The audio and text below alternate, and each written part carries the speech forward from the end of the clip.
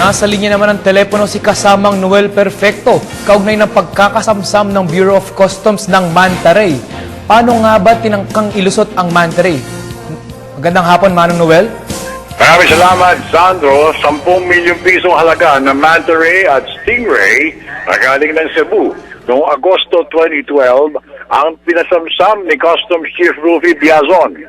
Isang 20-footer container van na pinaglagyan ng naturang exotic at saka endangered species na Manta Ray at Stingray na lalong kilala sa bansag na buntot bagi.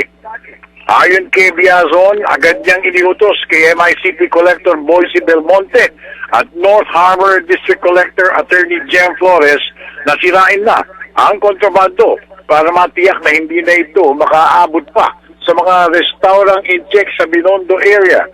Agad din pinasadahan ang kasong paglabag ng Tariff and Customs Code ang consignee na napabalita nagpasok ng 3 vans na naglalaman na exotic and endangered species at nagkakalaga ng nasabing $500 per kilo habang $8 per kilo naman ang Stingray. Ang nasabing $500 per kilo ay para sa Manta Ray. Dahil dito, lalo pang pinaigting ni Biazon ang pagbabantay ng adwana sa mga entry at exit ports sa bansa, lalo na ngayong Kapaskuhan.